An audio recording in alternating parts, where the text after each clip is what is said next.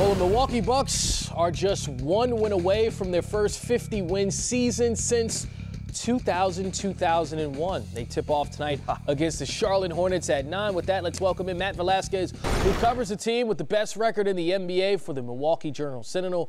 Bucks have 2.5 games up on the Raptors in the East. Is there an emphasis on finishing the season as the top seed in the East for this team? Yeah, this team, they definitely want to finish first. They want to continue playing at the level that they've been playing all year long.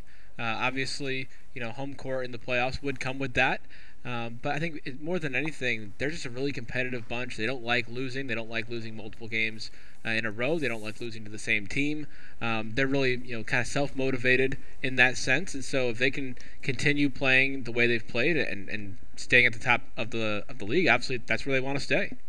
Well, the Bucks beat the Pacers twice and Celtics as well in their last 3 games against possible playoff opponents.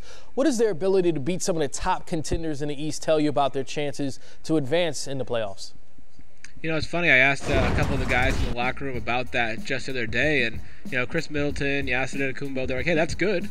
We're trying to do that. Obviously, we need to do more in the playoffs." And Eric Bledsoe had a little bit of a different answer. He said, "Hey, it means nothing. Like once the playoffs get here, it's a whole different game. The intensity goes up, and none of that matters anymore." So I think they'll still take some confidence from winning those games. Obviously, you'd rather go into the playoffs with winning records against your top competitors than with losing records. Definitely a positive, but in the grand scheme of things, they know that at the end of the day, they still need to perform even at a higher level come playoff time. Matt, these guys could have easily gotten caught up in the swirl of this season. I'm sure, in the city, people are fired up about this team. How have they kept this all under control like this? How have they compartmentalized? Is this Mike Budenholzer's effect, or is this something that's going on with the guys in that locker room? I think it's a combination of both. I think Bud and his staff obviously do a really good job of keeping guys grounded, keeping them focused on what's going on day to day. But at the same time, they're leaders. Guys like Giannis, like Chris Middleton, like Eric Bledsoe, Malcolm Brogdon, guys who have been here for more than just this season. Those kind of guys, make sure that everyone is staying at the same level. I mean, Giannis is really well-known league-wide for his competitiveness and for his work ethic, and those things rub off on people. Obviously, the rest of those guys are no slouches either. They're in the gym, a lot too, and they're working hard, and they're leaders in their own ways, both in terms of being vocal leaders and leading by example. So I think that just the collection of high-character guys that they have has really helped so far. And Matt, when you look at the fan base, it seems like they're coming out, they're getting behind Giannis as MVP. Do they sense that this could be the year they finally could come out of the Eastern Conference?